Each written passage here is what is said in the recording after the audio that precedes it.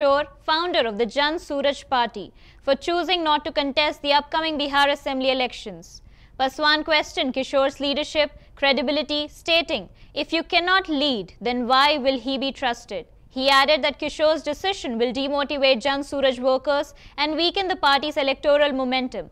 Paswan also dismissed Kishore's claim that the main contest is between the NDA and Jan Suraj, asserting that Bihari voters are politically intelligent and will not waste their votes on a party disconnected from the central government. He emphasized that only candidates aligned with the union government can effectively address Bihar's issues.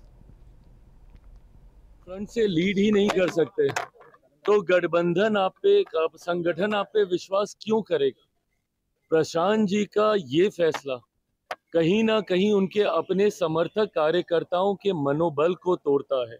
अगर नेता में ही हिम्मत नहीं है कि वो सामने आके संगठन को लीड कर सकें, तो भैया उनके लोग, उनके नेता, उनके कार्यकर्ता क्यों मेहनत करेंगे, क्यों लड़ेंगे, या कोई उन पे क्यों विश्वास करेगा? जबकि खुद जो दूल्हा है उस संगठन का, जिनके नेतृत्व में पूरा संगठन आगे बढ़ रहा है उनका, जब वही चुनाव लड़ने से डर रहे हैं तो कोई दूसरा, आप फ्रंट से लीड ही नहीं कर सकते तो गठबंधन आप पे, संगठन आप पे विश्वास क्यों करेगा?